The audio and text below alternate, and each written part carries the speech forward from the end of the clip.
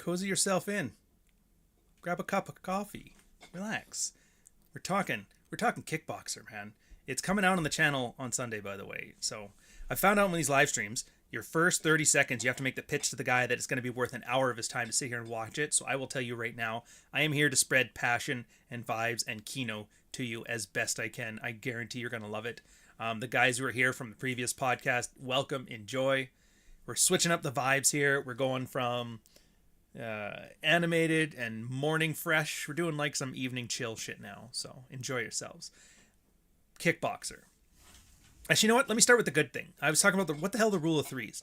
The rule of threes were something that, and I don't think I stole it from anybody. It's something that they were doing in all of the movies in the 80s and the 90s of action films. The rule of threes were, there were always three seminal films from everybody. Everybody. Schwarzenegger had his. He had Terminator. He had Predator. And then he had Commando. And those three movies set the bedrock of their career moving forward. Van Damme had Bloodsport. He had Kickboxer. And he had Cyborg. I refuse to count Lionheart on that one. I don't think it counts. And Seagal. The only reason I hate, and I always have to look up Seagals, is because the movies are so damn close. There was like Marked for Vengeance, Out for Dead. Hold on a second, I'm getting it. No, it's not that shit with DMX. Dude, his movies still have the same name. Something for Something. Oh, the Above the Law, Hard to Kill, Marked for Death. That's the one. Out for Justice. Which one was that one?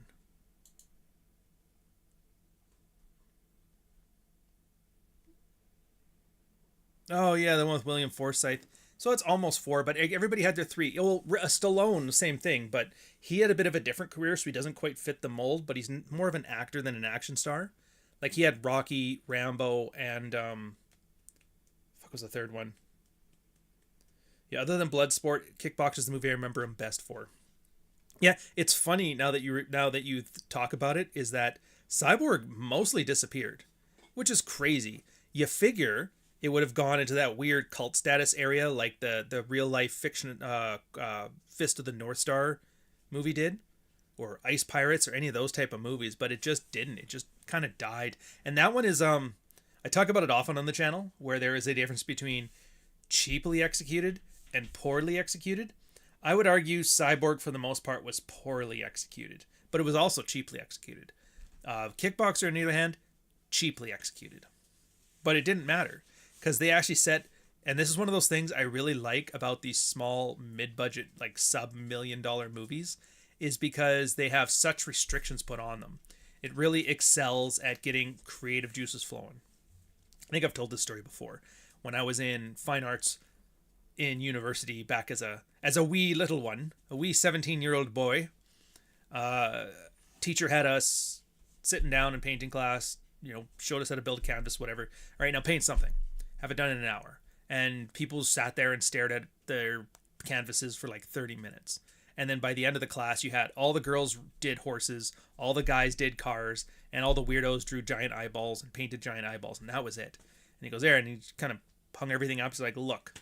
And then the next week we came in, the canvas, same thing. And he's like, all right, I want an impressionist painting, landscaping, dirty fruit or rotten fruit, stuff like that. And he'd set up very specific criteria he wanted from us. Everybody painted right away. Day one, like minute one, we're good to go. Everybody's drawing it and sketching out and laying it out, painting it. By the end of the hour, he had everybody's paintings out, and there was like a wide variety of stuff there. The point of this, I see you there, Null. And the point of it is, like, the restrictions are what make creativity. Arguably, that's one of, not the most important, but one of the reasons that a lot of the franchises you see now are slop. Yes, I get it. Feminists who hate the audience there. Yes, I get it. Chinese money is like flooding the market. Big part of it is, though, you have $1 billion. Here's $1 billion. Go make a movie on Lord of the Rings or Snow White, or here's some IP. Good luck. And they make shit because they have zero restraints. There is a studio out there that has a giant screen surrounding the actors. You can put them in any place in the world at any time immediately. You can change it in a heartbeat. There is nothing you cannot do. And since you have zero restrictions and zero creative um, guardrails, everything you end up is just sloppy. It's just horses and cars and eyeballs, you know? Null, €10 super chat. There are men with a loaded gun, and there are men who dig. You dig. It's a classy line. He's talking about good, the bad, and the ugly there, if you don't know that line, by the way. And then Dante with 125 pesos. Even in programming, stricter type enforcement made for better implementations and more readable code. Exactly. It turns out creativity is one of those things. The best way I've described creativity, whether it's movies or film or books or whatever, is creativity is the ability to draw connections where they weren't drawn before. Once you're able to do that, and it's like just with anything, I'll give you a great example. Short story I did last week. I'm gonna have another one coming out this week. You'll see it on Twitter and you'll see it out on my Substack if you want to get in there. Again, storytelling, huge fan of it, love it. Go check it out yourself. Dog Walker's coming out soon too. We'll talk about that in a bit. For anybody who's new and has only known me from this channel, you're gonna love it. But yeah, stories. It was a story about a guy whose family took him for granted his whole life. They bought a dog for the house when he specifically said no. And the dog was the only one in his house who kind of respected him and loved him. And then it's the story of him watching the dog get older and get closer to him while his family is getting older and getting further away from him. And then eventually having to go take the dog to the thing. But you see what I mean? Like, that's a connection. The idea of his family getting older and moving away from him and respecting him less, and the dog that he wanted his family more than anything, and they kept walking away. And then the dog, whom he didn't want, as they got older, ended up getting closer to him.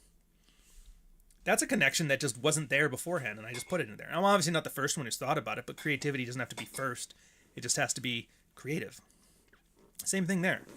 What does this have to do with something else? And you often find that it doesn't.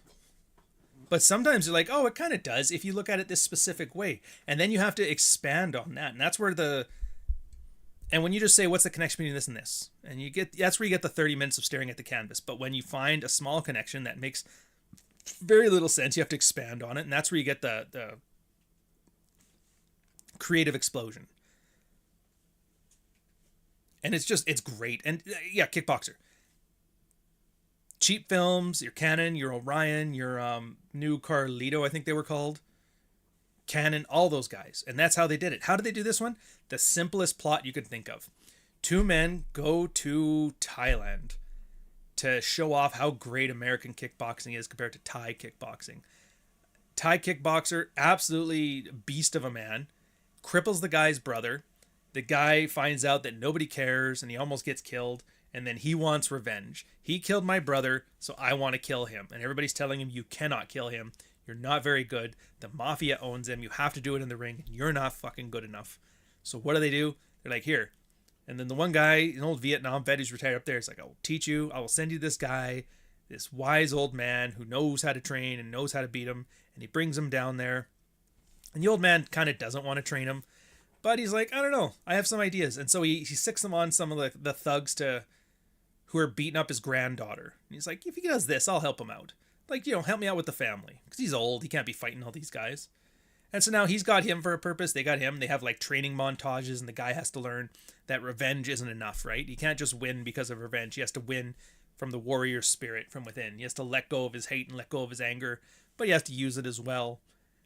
Bam! And then they throw it in. And then they finally, like, through a series of escapades, get him in the ring with the guy who's named Tong Po. But because they're criminals, they can't just do it. And it's the same plot as like every Western, every classic 50s Western you've seen. The only thing that would be different is if Van Damme had a white hat and Tong Po had a black hat and they were both doing revolvers at dawn. It's in an octagon, kicking each other in the mouth with glass-covered hands, And it's just beautiful because then they have to cheat. Because, yeah, he might actually be able to beat him. And you're sure, like, he did all this training. He did the preparation. They dropped coconuts on him from, like, 100 feet in the air. There's no way he won't beat Tong Po. But so Tong has to cheat. Kidnaps the brother. Kidnaps the girl. They never quite say... Like, he smacks her around a bit. But you never quite know if he diddles her. But they kind of infer it when he gives that line to get to in Van Damme's head, it's like, you bleed like my Lee. So it's left for you. I think the inference is probably more powerful than actually having like it's shown and thrown in your face. So that's the problem. The guy's like, yeah, I'll kill your brother and I'll kill her unless you last the entire time and then throw the fight at the end. So not only does he have to lose his chance at revenge to save his friends and save his girl, but he has to lose and be humiliated on the way. But again, all those people that have been helping out through the whole adventure, they're like, we're going to go and we're going to rescue them. And they go and they rescue his brother and they rescue my Lee and they bring her back. And then once he sees, oh, good, they're safe, I can show my true power. And that's when you get like this theatric catharsis battle. It's something that like nobody does anymore. And it drives me fucking nuts. Even there's a TV series, Jean-Claude Van Damme. I don't remember what it's called, but he plays like a secret agent who was like an actor as his side hustle. And so they're like, yeah, we need you back in the agency. And like, it's mostly just winking at the audience. Like, for some weird reason, he has to fight 5 guys to get out of a room. But for some reason, because of like chemicals or something like that, they come at him one at a time. And that's all. And the idea is like, oh, this is so unrealistic. Nobody in movies does this. They don't have time to scream after a punch, but it's always like the way it's set up where it's like, wow, he's fighting him one at a time and he gets to scream after every punch. How does that happen? I don't like that at all. I hate the autistic winking at the audience violence thing. Like, and Kickboxer has so much of it too. Like, you remember that scene where he's dancing and he's drunk? There's a purpose for that scene. The purpose of that scene in the movie was he's trying to, like, his teacher's trying to get the attention of the gangsters to get him in the ring with Tong Po. So he brings him drunk, brings him to the gangster bar, has him hit on the girls, get him to get pissed off by a group of the guys. And he beats up all of them while he's drunk. They're like, see, he's good. He's hammered. He can't even stand straight, but he's beating up all of your guys. Put him in the ring. Let's give some matches. Let's make some money. But then you watch that, and all you see is that scene of Van Damme dancing like a complete tard, and everybody's like, oh, that's funny. Man looks like a goof. And I was just like, it's the same type of people who get mad that things aren't realistic in films. It's like, fuck you, man. It's theater.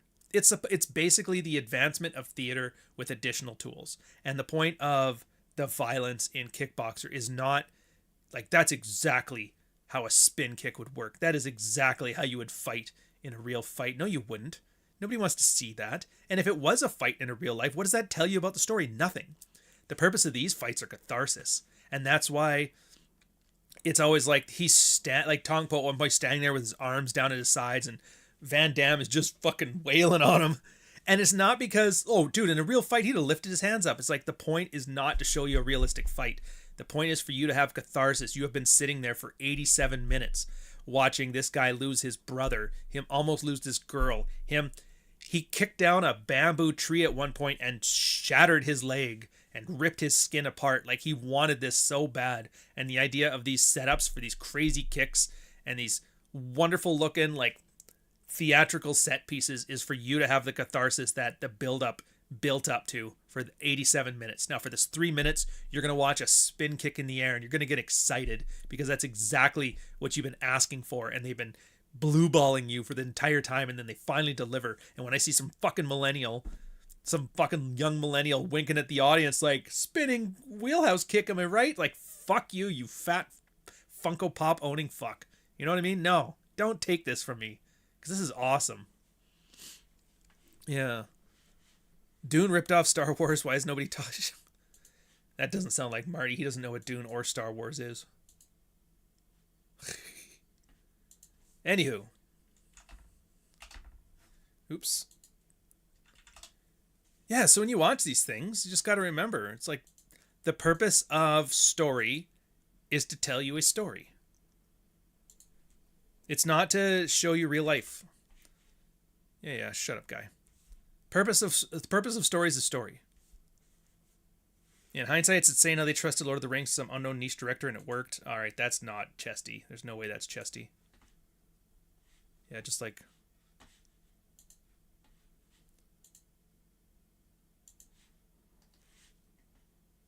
Rocky. We could be talking about anything. This applies to every movie that's out right now. Roadhouse. It's one of the great American classics. You watch it, it's just like a simple melodrama about a guy sent into a bar to clean it up, finds a girl, finds his love, sets himself up, roots. It's literally like every Western that's been out about the man with no name coming into town, right? And the violence in there is overly dramatic and very swingy and unrealistic, but the point of the fights are not to show fights. Star Wars, I hype on this example because Critical Drinker loves to shit on Star Wars, but he doesn't even do it well. He does like, Kathleen Kennedy, here's some poop videos. Am I right, fellas? It's like, fuck you.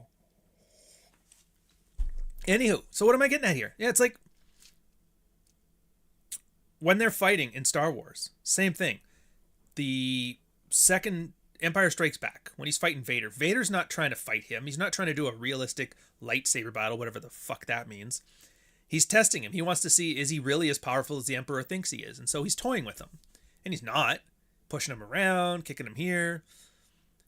Luke manages to sneak one in, get him one on the shoulder. It actually pisses him off, and he loses the control for a minute, chops off his hand. He's like, oh, sorry about that. Sorry about that, man. But hey, fuck with the bull, get the horns. But then you watch the third episode, and you see they have a lightsaber battle again. This time Luke is good enough to beat him, but not with just, like, the Force by his side. He actually has to get angry.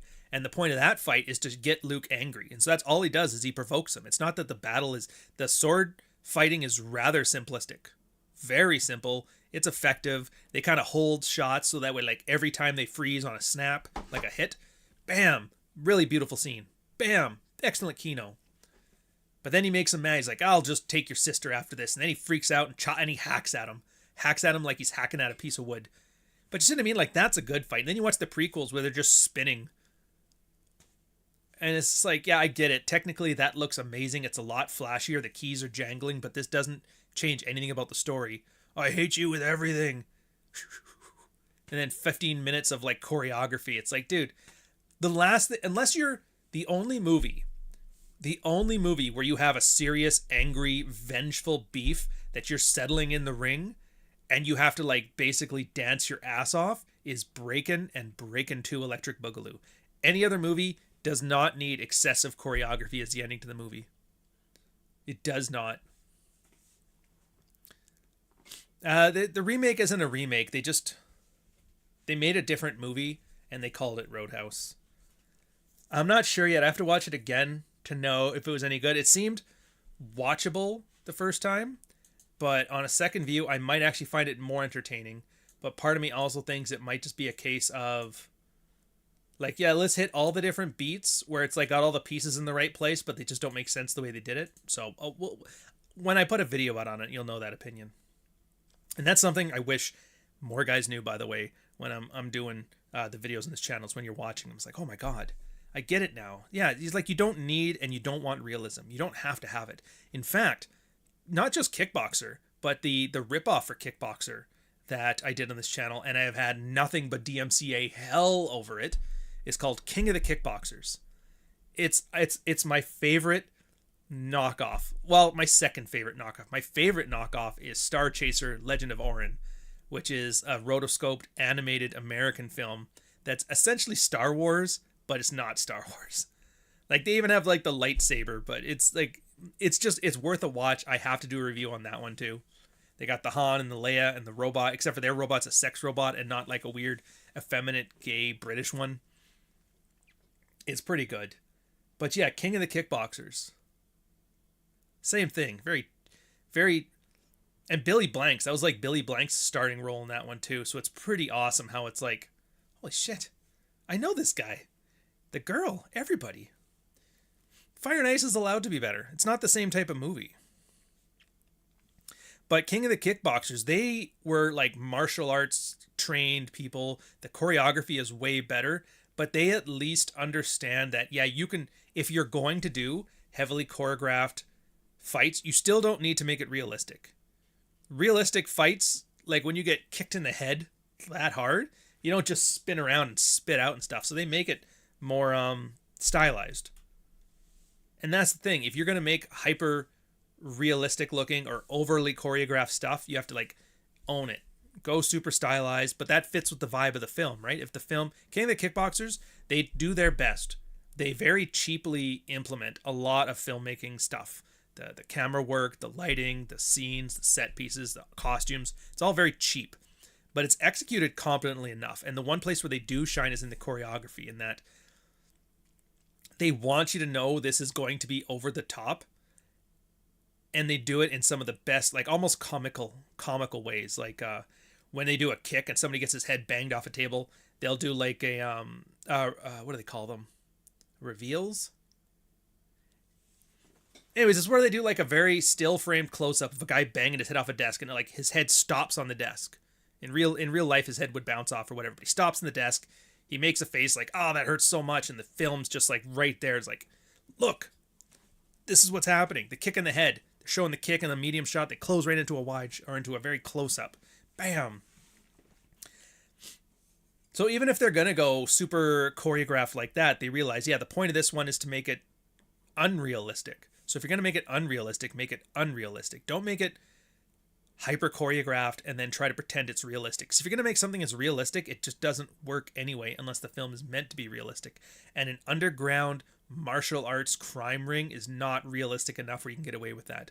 I would argue one of the few movies that does the realistic part well and gets away with it, like Black Hawk Down, which it's crazy to think about.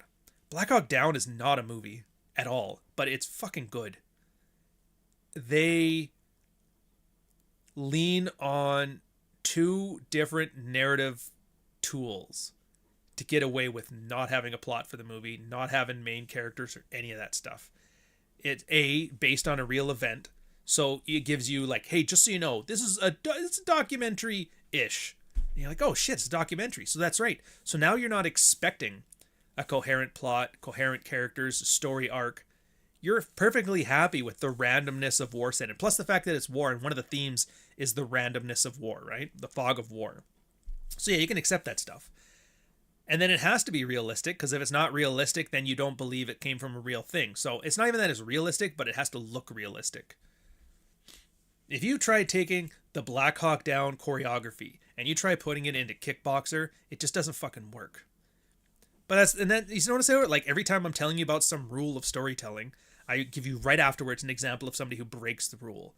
And that's one of the things I think people don't do anymore, and where cheaply executed films really shine, in that cheaply executed films know what they have to work with and they know what they are. The ones with infinite money and infinite whatever, they forget about this part. There are rules, and once you know the rules, you can know when to break the rules. That's the trick. When do I have to not follow this rule? And again, Black Hawk Down. We can do realism here. Well, you know, you're not supposed to have realism. You're supposed to make it like compelling in that. Yeah, it's a real story. It's based on real events. This is exactly what happened. You don't have to sell people on narrative structure, because the world is the narrative structure. This is what happened. You can look this stuff up yourself. This ain't your grandfather's story. It's not telling a moral tale. This is exactly what happened. You're like, holy shit, yeah, you're right. So you can break the rule there. Kickboxer, same thing. Oh, in a real fight, people wouldn't do this. Yeah, we're breaking the rules here, because the fight's not about the fight. The fight is about catharsis. The fight is about all of this training and all of this hardship he did and all of this need for revenge. And we feel like it's our revenge as much as it is his, as much as it is Van Damme's. And then when he gives it to us, we're like, yeah, that's exactly how it'd be. Some great, amazing kick. And it's flashy. It's flashy and it's indulgent, and they just take it, and it's just great. Like, I remember, there's only two movies I can remember that did this. Ninja Turtles and Kickboxer, where they put the camera on like a spear-like object and charge at the person. I'm sure I could probably find or do some kind of like, because like for filming, when you're filming something, the way each shot processes the world is actually a storytelling element. So for example, a Dutch angle. If you've never seen that, that's when the camera tilts like 45 degrees. So like if the bookshelf here was like that, you would see me in there, and that would be called a Dutch angle. That's there because it's meant to imply that something is off.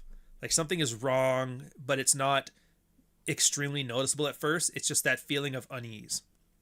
Dutch angles usually symbolize that. So when you see one, you realize, oh, I get it. They're trying to show me, not tell me. They might be showing you with dialogue and action as well, but the camera itself tells you part of the story. Something's off here, and you got to figure that out. And you don't even know what's happening, but it's happening. An extreme close shot means you're supposed to see the emotion in the person's face. This is important. The camera will show you what it is you're supposed to see to feel the way you're supposed to feel for the certain thing.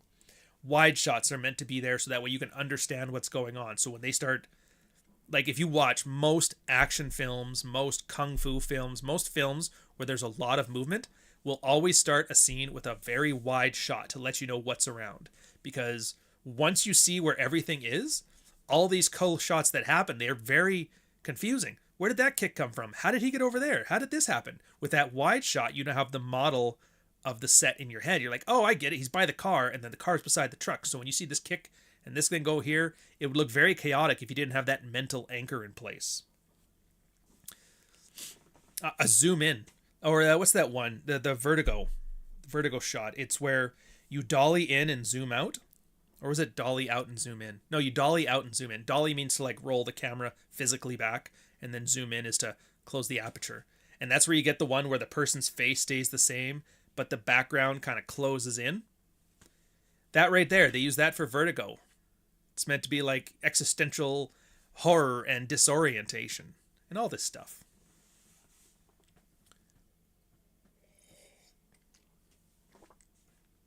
Yeah, Dunkirk too. Actually, that's a great example. No character arcs, just the randomness of war. You don't have to tell a war story like that, but you can. And then, but that's the thing. The randomness of war becomes the character. In a lot of movies, you always think the characters are people. The characters aren't necessarily people. Some characters are actually like the world. I can't think of an example off the top of my head right now, and I don't know why Lord of the Rings keeps popping in, because it's absolutely not the case. But usually in science fiction, like sometimes, especially cyberpunk, where like the world itself is so surreal that it kind of becomes its own character. Actually, you know what? A great example of this, King of New York. The one I just did the preview for on the other channel, and it's on this channel. Go check out the King of New York video. One of the best crime melodrama thrillers of the last 40 years. Absolutely. Absolutely. New York City in King of New York is a character in the movie because all of the characters are vicious and savage and criminal. The cops are criminals, the criminals are criminals, the politicians are criminals, and everybody's trying to bend the city to their will. I'm going to take over the drug trade. I'm going to stop all the criminals. I'm gonna get all the votes and run the city, but the city is like a ravenous beast, and anybody who tries to exert their will on it, it just chews them up and spits them out. Everybody who had like these grand plans, doesn't matter how ruthless they were, it doesn't matter how vicious and cunning and how smart and how well executed their plans are, the city wins against them all in the end, and it's going to continue doing what it does, and you can't stop it.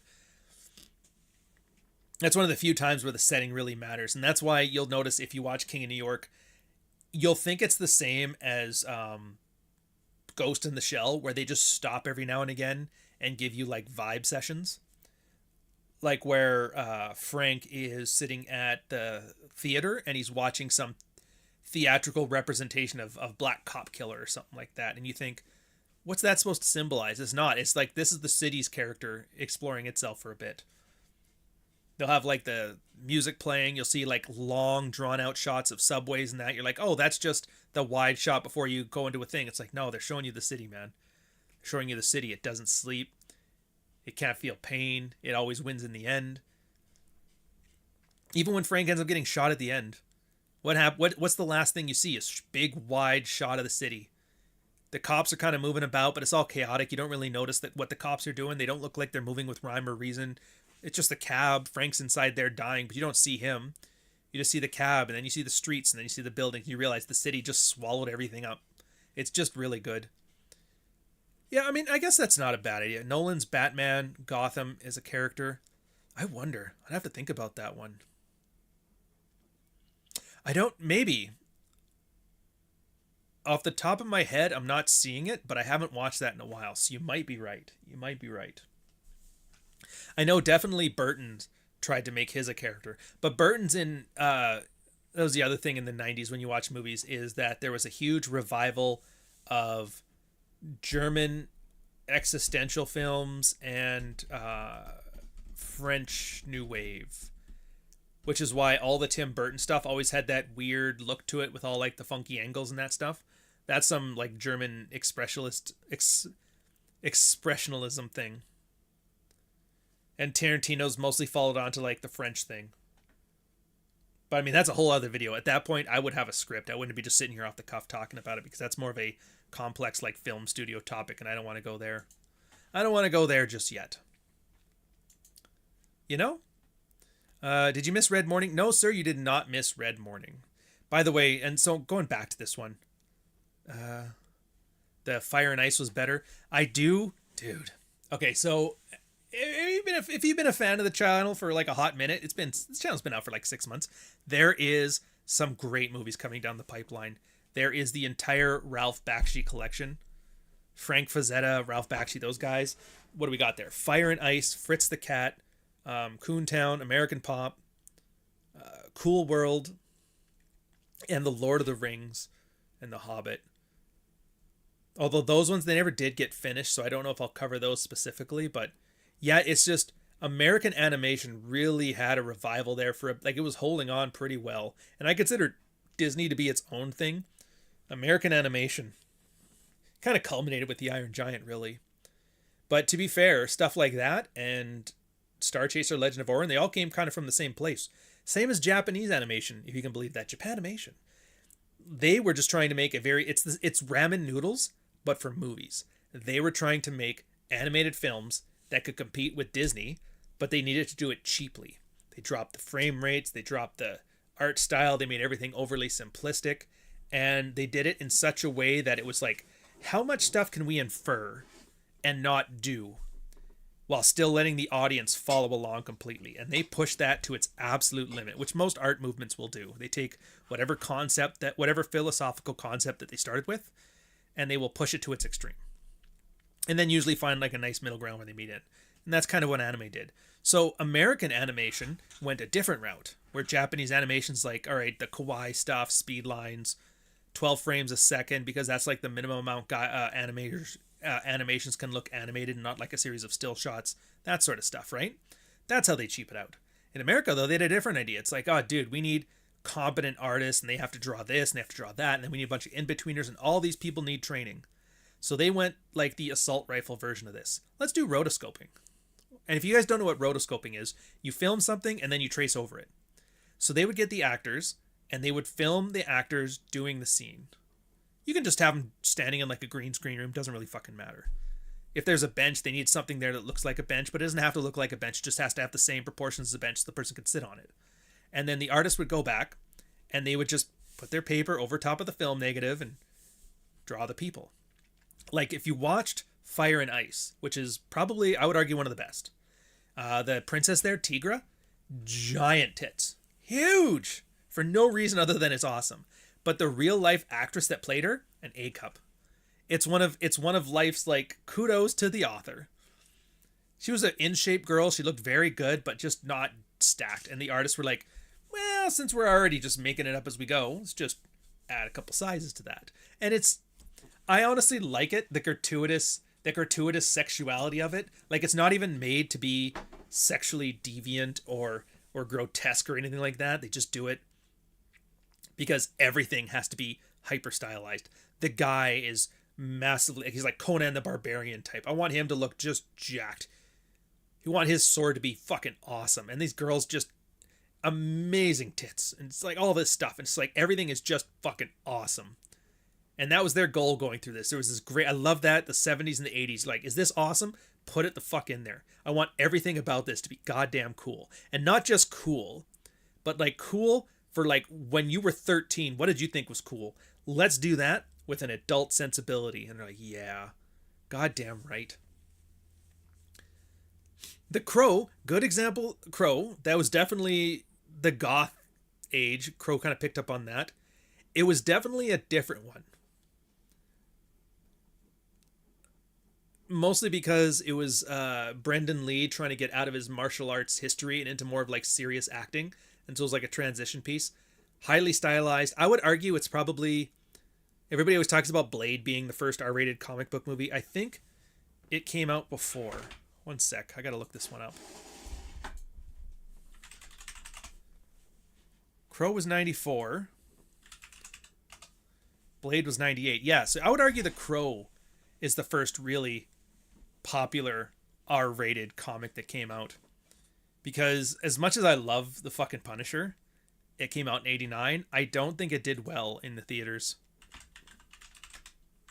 Actually, let me double check that. Because it might end up being like Blade shouldn't be getting shit if Dolph Lundgren's the one who did it. Are they going to show me their box office numbers? Because that would be great.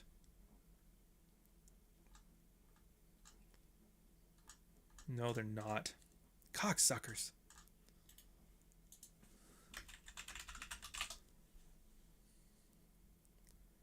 Oh, okay. So it was 9 million budget and it made 30 at the box office.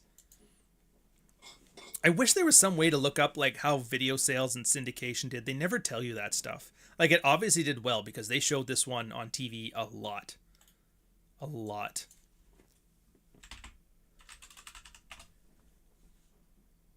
Holy shit.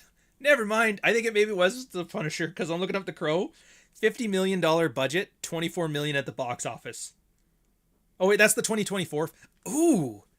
They did a remake and it tanked that hard? That sucks, bro.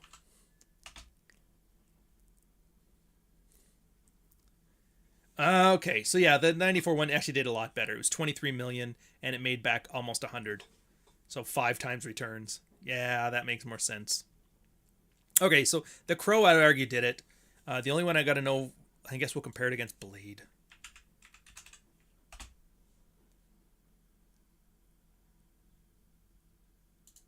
$131 million, and it cost...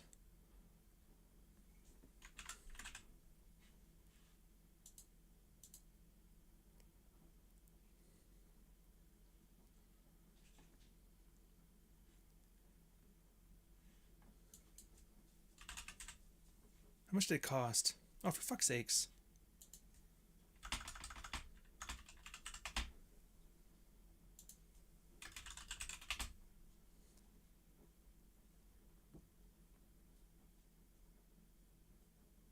All right, I don't know how much they made back, but it seemed to have done well. Okay, so The Crow and Blade arguably did it. The Punisher wasn't no slouch, though. The numbers were just lower. I'm fine with that. Yeah, the cartoon character. Yeah, exactly. So, yeah, and you get it too, Santiago. It's not just that. It's the Akira, the bikes in Akira, too. Where he's saying the cartoon characters in Who Framed Roger Rabbit were added like that. Yeah, rotoscoping. They took the actors and they started drawing the cartoons over top of it. And actually, it's a lot of the same technique they used to make Disney cartoons. They had like this weird machine that was like a bunch of plates, and you would put background, foreground, midground stuff in there, and they would constantly just shift them around, and they would all have their own different movements, and that's how you got a lot of the Disney and Warner Brothers cartoons. Who Framed Roger Rabbit absolutely did that. Another movie that did it, Akira. They had a lot of CG in Akira, which you're like, what? They had CG in Akira? Yeah, they did. But they did it in the same way that Star Chaser Legend of Ohrian did it. It was rotoscoping. They took wireframes, because back then it was like the 80s. There wasn't very good computer stuff. Like, remember the Star Wars Death Star computer generator? That was the only CG they had. So they would do a wireframe of the motorbikes, for example, racing through the tunnels. And then they would put the wireframes in, and they would just draw an art over top of them. It made it a lot easier. You didn't have to have competent artists. You just had people who could trace. They would do that. They would do all the coloring, and it would make everything look good, but nothing had to get drawn. Same as Roger Rabbit, except for Roger Rabbit, you actually had to draw the characters. Like, there was some placeholder actors, but that was it. So it's sort of rotoscoping, but not quite.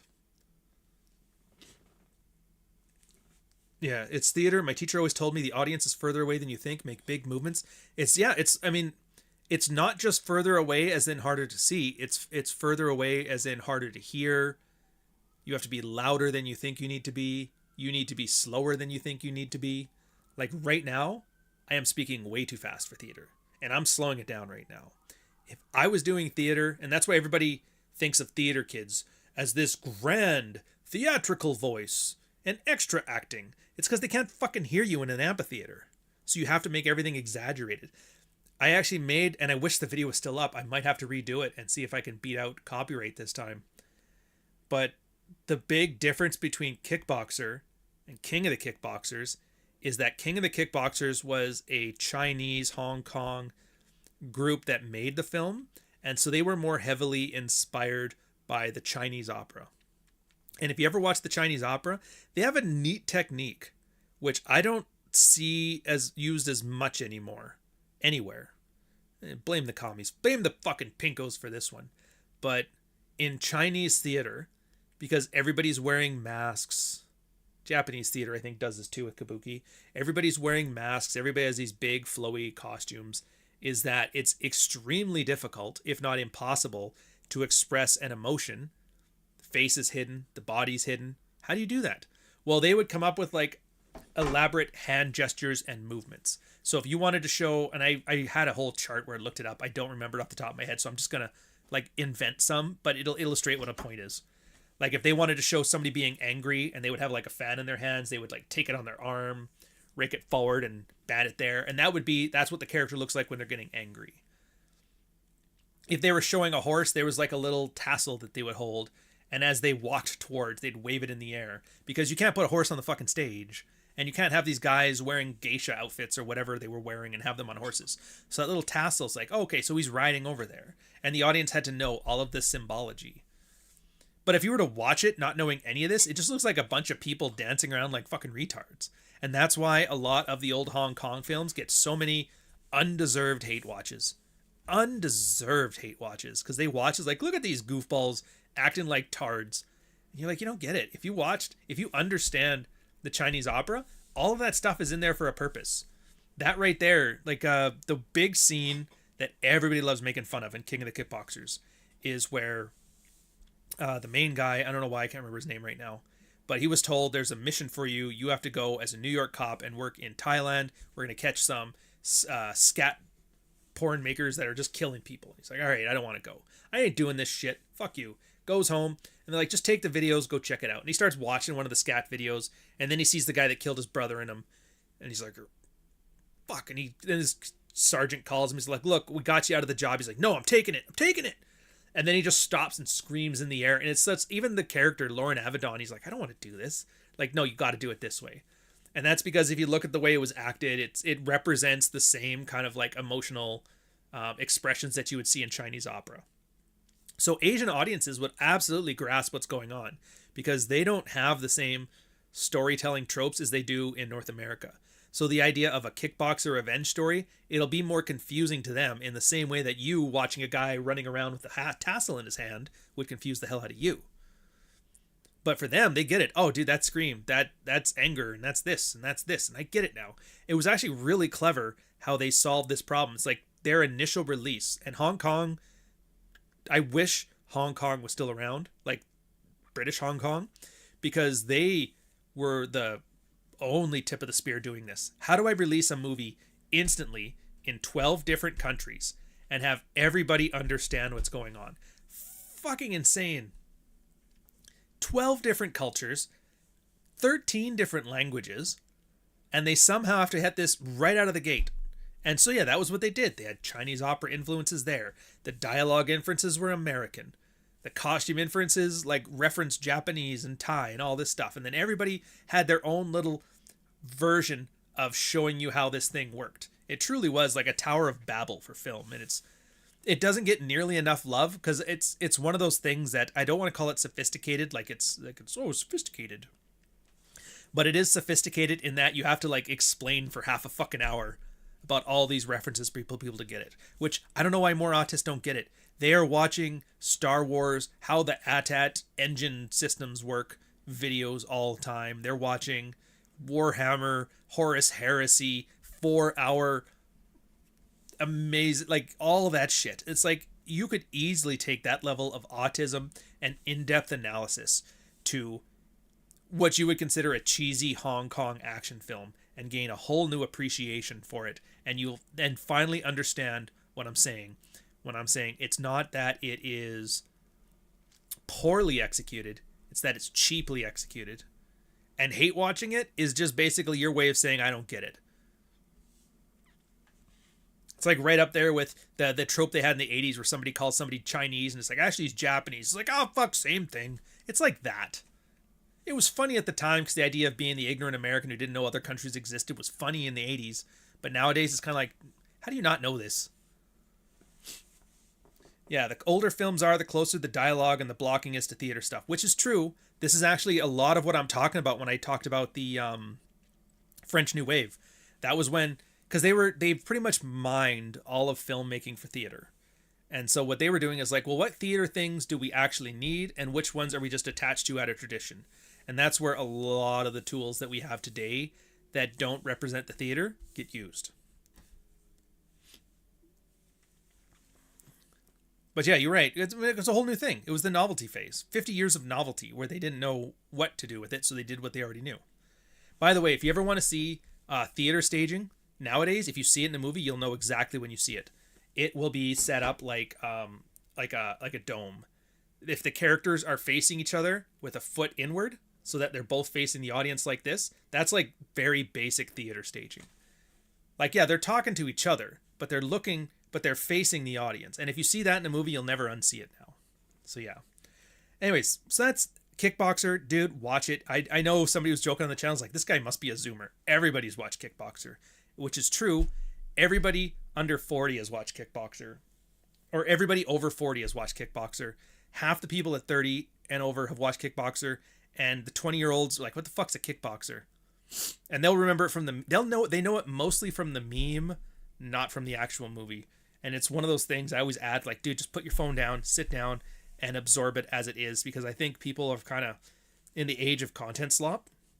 They've never actually been taken on an emotional journey from a film or a book before, and it's really something worth it to, like, oh my god, when they do these things, it's meant to make me feel a certain way.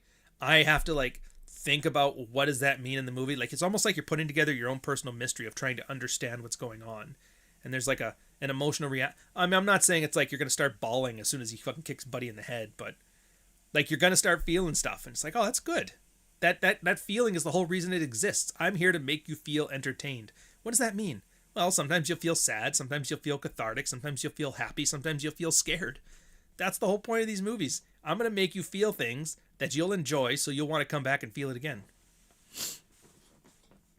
It's just like Lucha Libre, the masked wrestler who can't show his emotion, so they show the emotion through the body language. Yeah, Power Rangers, same thing. They even talk about that. They had the interview with the Green Ranger, the one that didn't murder those people. And he was like, yeah, we have these big fucking helmets on. We can't do anything. So when he's talking, he has to use his hands to talk for him. And that's why they have all these exaggerated measures. Video Tasties, I have interviewed the director, David Worth. No shit. That would be cool. Do you have a link for that? Put a link in here if you can. Will it let you? If it doesn't, I'll approve it to get it on there. Let me double check. Because that would be neat. I often like seeing these ones, even when you see like directors that you would consider bad directors. Like, oh, what the fuck do you... And when you hear how they describe their creative process, absolutely fucking amazing. I think it's under community moderation. Okay, good. Links aren't blocked. You can put them in there. Like Verhoeven, he's the famous example when he starts talking about Starship Troopers. You're like, holy shit. He didn't read the book. He doesn't know the subject matter. He just had this idea of what he wanted to make, and it has no bearing on how any of us have received it. It's just so bad that he, like, for the vision that he wanted to implement, it was horrible. But in the vision he did implement it, it's fucking amazing. Same with like RoboCop. RoboCop, he was trying to tell the story of Jesus. It's not a Jesus story. It's not even fucking close to a Jesus story. It's a fucking Western. It's a cyberpunk Western. And it's an amazing satirical cyberpunk Western. But he's sitting there trying to tell you like, oh, it's 3 days on the cross, and that shit's like, no, it's not. No, it's not. But that's something you gotta learn. He's just one of those guys, accidental genius. Anyways, that's it for this one. So we're going to Bantabill it, and then we're going to take it off. And this weekend, Sunday, Kickboxer's coming out. And what do I have the week after? I got 3 more videos in the can. Yeah, so Kickboxer's on Sunday. Oh yeah, Death Wish is next week. Oh my god. So you know how I always have the gimmick about like gratuitous nudity for no reason other than it's awesome. Well, they have gratuitous nudity in Death Wish. The problem is it's from a bunch of punks run by punk Jeff Goldblum graping a family. And there's like a huge amount of nudity. Absolutely gratuitous. And then like for no reason other than it's awesome. Also, what the fuck is wrong with you? So I had to keep the gimmick going, but at the same time it's like, dude, I can't be like dude, grape is awesome. Like, I can't do that. So I think I handled it as tastefully as one could expect. And then after that is going to be Macross Plus. We're adding some more anime to the lineup. I don't know why this one doesn't get talked about more. I know it's a Gundam, which is like giant seizure fighting robots, and there is an entire Macross world and extended universe that's built. This one, they gave the director basically infinite money, saying make him Macross, and his only condition was, I don't want to use anything from the extended universe. I want to make a completely self-contained story that has nothing to do with the rest of it, which is hilarious because it's my favorite one out of all of them. Yeah, artists love to obfuscate their art too, so there's that. Dude, nothing would make me happier than finding out that Verhoeven made the movie exactly the way he wanted to, but just tells us all this bullshit. That would be awesome. Having said that, I've been seeing a lot of how Showgirls went, and Showgirls is meant to be like a melodrama, and it's the part that's great about it is they're trying to show everybody's dated like a fast ass thought. Like, you know, the types, they're fucking chaotic, they're crazy, they fool around, they do stupid things, they're kind of bubbly, but they're also a bit vindictive. Like, Elizabeth captures the character perfectly. The cattiness, the pettiness. The problem is it makes like a really, they're so good at making her a vapid, catty bitch that it's off-putting for the movie. But it just sucks because like it's done so well, so why don't you like it? It's like because it's like the movie about the feminist that hates her dad. They could do the perfect example of it, but that just makes the movie more off-putting. Macross Plus is on Hulu. Ooh. And definitely get the original. It's one of the few. I know everybody likes to argue, do I watch the subtitles or do I watch the dubbed? And I don't know if there is a right answer because it depends on which one I'm watching, which one I prefer. So like, for example, Macross Plus, absolutely the dubbed version. Akira, absolutely the dubbed version. Giant Robo, absolutely the dubbed version. Ninja Scroll, subtitles. Vampire Hunter D, dubbed version. And I don't want it to say like, oh, whatever way you watch it when you first watch it, that's the way you're going to love it from then on. Because I don't know if that's true either. Because there's been some that I've seen both subtitled and dubbed, and I prefer the dubbed. So. And then some people, they just don't like reading when they're watching movies, and they prefer the dubbed because then they can listen to it as a movie. But the problem is, like, it's really about the voice actors. Yeah, well, they have, there's two, I think there's just the one dub. Yeah, there's a dub for Giant Robo, and you'll recognize the voices. I'd argue it's far superior because you'll recognize them as the same people who did the new Akira dub. Like, hey, why does Tetsuo sound like the kid from Giant Robo? But the problem is it makes it sound too cartoonish. For Giant Robo, the cartoonish voice acting absolutely fits with the theme of it. It's meant to like portray serious adult themes with a cartoony veneer, same as like the movie Metropolis did. But Akira, I think it works a lot better when it has that Ralph Bakshi-esque Fritz the Cat kind of rough ribbon microphone dirtiness to it. So if you get that one, definitely get the Pioneer dub. Pioneer was like the original company that came out with the dubs for it. Whatever the new one is, which sucks because the new one 4K upscaled it, but they used the shittiest dubbing ever. Just doesn't work. But yeah, Giant Robo, I think it works better as the dub. It really does. It adds a certain campiness to it. But the whole thing is like I've always described the Giant Robo OVA as for kids who grew up watching the Spider-Man and Incredible Hulk cartoons that came out in the 60s. This is made with that style in mind, but then completely throws you off with like characters are murdered. Adult themes are had. It'll make you feel. And so the cartoony voices work there. Anyways, so that's it on this one. I'm going to end it now. There's another podcast. If you're into the sexual dynamic stuff, which, you maybe are, you maybe you're not. That's fine. I'll do a redirect to that one if I can find it. I don't know who's doing it and where and when. But if I can't find it, you guys are on your own. Oh, wow. Video tasties. You got a ton of stuff coming up. Smut Talk. The movies of... Oh, you're doing Russ Meyer films. That's awesome. You know what? Hey, if you're doing the Russ Meyer ones, did you see the video on this channel on Spaced Out? The British sex... what do they call it? Sexploitation sci-fi comedy. I think you'd like it. It's on the same wavelength as that one. It'll make you laugh. And the new Buckley. Oh, is there a new dose of Buckley too? All right, I don't have it on here, so whoever it is, you'll have to go check those out on your own. I will eventually get like an intro and an outro for this and do this up like a serious podcast. Maybe even transition the Red Morning stuff here. We'll figure it out. So on that note, oh, what was I going to show you guys? It was going to be not Gattaca, not Rambo, not King. Yeah, King Kickboxers. Here we go. We'll leave on this one. Do you like karate? Do you like intense action, foreign lands? Do you like revenge? Do you like gratuitous nudity for no reason other than it's awesome? Have you ever watched a movie then decided you needed to beat your brother's ass after watching it? Well, we have the film for you. A movie so action-packed and emotionally resonant that it hits harder than your parents' funeral. This is for the life you stole from me, you bastard! Inspired by the best parts of a dozen different action movies and the timeless grace of the Chinese opera, the breakout role of international film star and Taibo master Billy Blanks, I bring you the king of the Kickboxers, 1990. It's pure, unadulterated adrenaline being... I think that shows the whole video. I probably shouldn't do that. Yeah, that's the one. All right, I'll catch you guys on the next one. Enjoy yourselves.